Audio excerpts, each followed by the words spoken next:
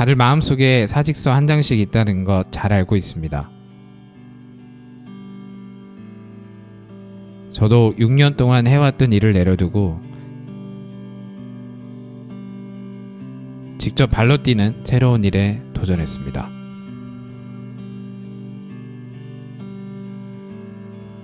일을 해도 인정받지 못하는 느낌, 인간관계 속에서 느껴지는 불합리함, 맞지 않는 옷을 입고 있는 듯 불편함과 답답함. 우리나라는 수직적 구조에서 오는 가스라이팅 문화가 분명히 있는 것 같습니다. 이외에도 퇴사하는 이유는 정말 많은 이유가 있는데 대안이 없는 현실 속에서 오늘도 반복되는 일상.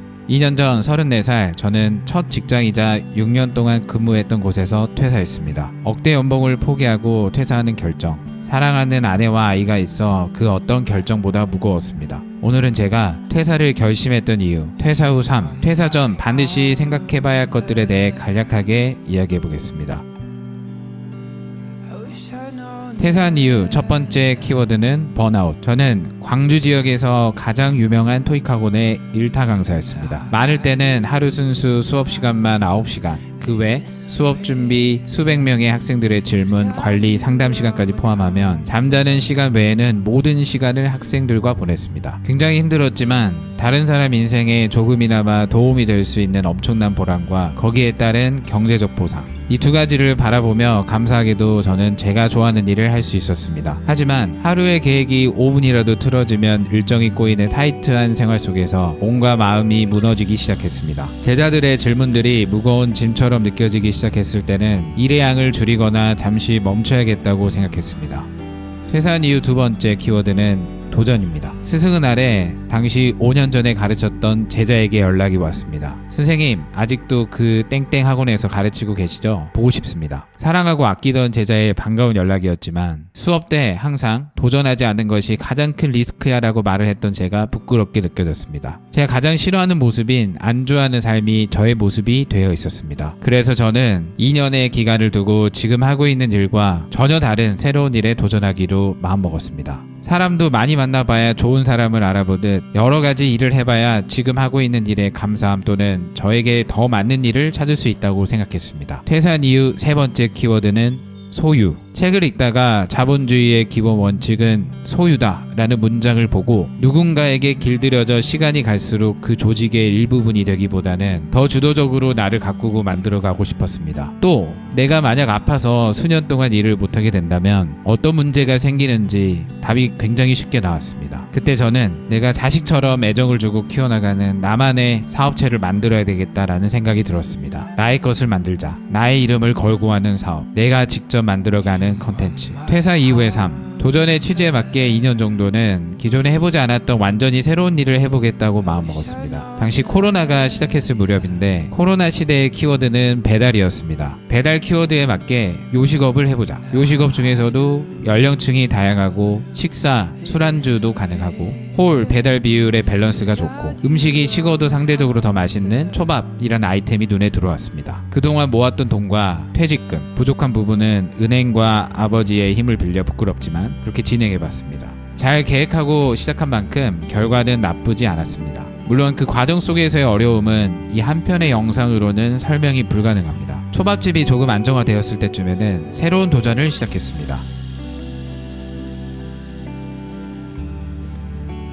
친구의 도움을 받아 수산 유통을 시작했습니다. 새벽 4시에 직접 트럭을 몰고 가 양어장에서 생물을 매입하여 전국에 납품하는 일을 했습니다. 새벽에 비나 눈이 아무리 많이 오는 날에도 고객과의 약속을 지키기 위해 시골에 있는 양어장에 달려갔습니다. 눈이 많이 오는 추운 날에는 미끄러운 빙판길에 위험한 순간도 꽤 있었습니다. 춥고 더운 날에는 설명할 수 없을 정도로 정말 힘들었습니다. 업계 종사자분들 진심을 다해서 리스펙합니다. 오프라인 쪽에서만 일을 하기보다는 온라인에도 가볍게 발을 담궈봐야겠다는 생각에 건강기능식품도 판매해보고 또 사진과 동영상 컨텐츠가 지금보다 더 중요해질 거라 생각되어 시간이 날 때마다 사진, 동영상 편집 공부를 했습니다. 부족하지만 상업사진도 찍어보면서 사진작가 코스프레를 조금 해봤더니 포트폴리오가 제법 쌓였고 백화점에 제 사진이 걸리는 경험도 해봤습니다. 2년 동안 이것저것 도전을 해보니 나에게 가장 잘 어울리고 내가 가장 잘할 수 있는 일, 내가 가장 사랑하는 일이 학생들을 가르치는 일이란 것을 더 확실하게 알 수 있었습니다. 제자들이 너무 그리웠습니다. 제자들이 너무 그리워서 유튜브 홍스맨을 시작하게 된 겁니다. 퇴사 후 좋았던 점은 두려움과 불안한 순간들이 대부분이었지만 새로운 것을 보고 시야를 넓히고 20대 이후에 실패를 두려워하지 않고 나아갔던 나의 모습을 오랜만에 만날 수 있었습니다. 우리 아들과 제자들에게도 일단 도전해봐 라고 말할 수 있는 떳떳함이 생긴 것, 또 내가 새로운 분야를 봤다는 것은 자본주의에서 살아남을 수 있는 새로운 무기를 장착했다라고 생각되었습니다. 퇴사 후 힘들었던 점, 군 제대 후 새 사람이 되어 뭐든 할 수 있을 것 같지만 24시간이면 본래의 게으른 나로 돌아가는 것 공감하시죠? 저도 그랬습니다. 절박한 상황임에도 평생 주입식 교육, 주어진 틀대로 움직이는 삶을 살다 보니 주도적으로 무언가를 한다는 게 굉장히 낯설고 힘들었습니다. 가만히 있으면 뭐든 되겠지라는 아니란 생각, 가만히 있어 보니 아무것도 바뀌지 않았습니다. 사업을 시작해보니 사업은 생각보다 힘들었습니다. 눈 오는 날에는 기사님들의 오토바이 운행이 어려워 직접 차를 끌고 배달을 했던 일부터 직원 관리, 거래처와의 소통, 세금 관리, 고객 관리 기타 등등 아무것도 모르는 초보 자영업자 및 사업가인 저는 온몸으로 부딪혀가며 하루하루를 버텼습니다. 처음 해보는 일이라 말도 안 되는 실수를 하면서 자존감도 많이 낮아지기도 했습니다.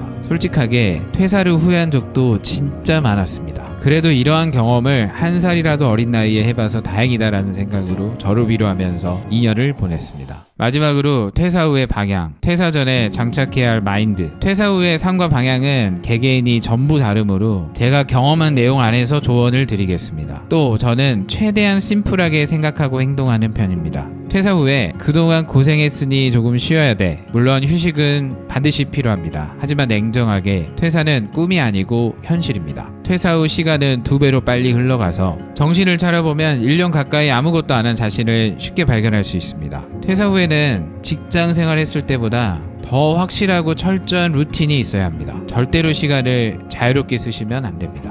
퇴사를 하고 다른 회사로 다시 취업하는 이직을 하셔도 괜찮겠습니다. 퇴사 이유가 우리 회사 사람들과 나는 좀 안 맞는 것 같다. 다른 회사에 다시 가보세요. 근데 거기도 잘 안 맞는 것 같다. 마지막 기회를 줘보세요. 다른 회사를 가봤더니 여기도 나랑 안 맞는 것 같다. 그렇다면 인간관계에 어려움을 겪는 케이스로 보이죠. 심플합니다. 인간관계 속에서 본인의 부족함은 없었는지 돌아볼 필요는 있지만 인간관계가 어렵다고 해서 본인을 자책할 필요는 없습니다. 인간관계가 어려운 사람도 있는 겁니다. 그냥. 그렇다면 심플하게 사람들 관계가 크게 중요하지 않는 비중이 없는 업무를 잘 찾아보고 또 거기 안에 나에 맞는 일이 있는지 시뮬레이션 해보고 실제 행동으로 옮겨서 일을 해보시면 되겠습니다. 퇴사할 때는 정말 심플하게 생각하고 행동하셔야 됩니다. 우리는 생각은 복잡하고 행동하지 않습니다. 두 번째, 일이 적성에 안 맞다. 그렇다면 새로운 분야로 이직을 해볼 수는 있겠죠. 새로운 분야를 선택할 때 기준은 관심이 가는지, 앞으로 하고자 하는 사업과 관련이 있는지, 10년 후에는 어떨지. 예를 들어 커피에 관심이 많다. 예쁜 카페를 만들고 싶다. 10년 후에도 카페는 있겠지. 최소 카페 사장님이 AI에 대체되지는 않으니까. 예전에는 회사의 간판만 보고 지원했더라면 진짜 관심이 가는 곳을 찾아가는 겁니다.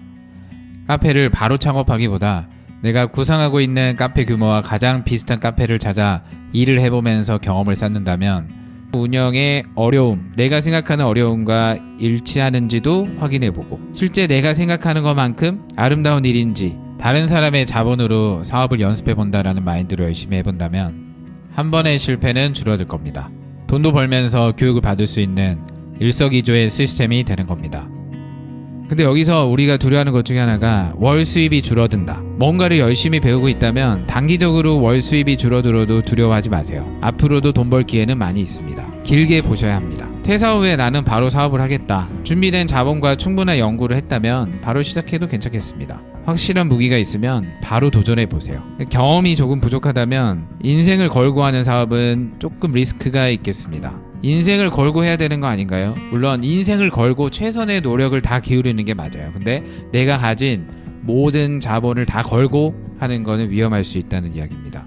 당연한 말이죠. 잡다한 모든 이야기를 다 버리고 퇴사에서 가장 중요한 딱 한 가지를 말하자면 끊임없이 배워야 한다는 겁니다. 배우지 않으면 언젠간 꼭 의존하게 되어 있고 그 의존성이 결국 우리를 망칩니다. 의존하지 않는 사람이 곧 대체 불가한 사람이 되더라고요. 냉정하게 회사 내에서 더 능력 있는 사람이 되면 그 누구도 쉽게 보진 않을 겁니다. 정말 진짜 냉정하게 퇴사가 생각나면서도 퇴사할 수 없는 이유는 과거에 내가 게을렀기 때문입니다. 오늘부터 미래를 위해 몸을 움직인다면 미래의 나는 퇴사의 문제로 큰 고민을 하지 않을 겁니다. 퇴근 후에 한탄하며 술 마시는 시간 대신 부업을 위해 배우고 고민하고 시도해보세요. 현실적으로 부업이 본업을 추월했을 때 퇴사하는 편이 안전합니다. 부업이라 하면 꼭 돈을 추가적으로 버는 행위를 말하는 것은 아니고 새로운 분야의 지식을 키우는 것도 부업이라고 생각합니다. 대안이 있는 퇴사인지 회피를 위한 퇴사인지를 생각해보세요.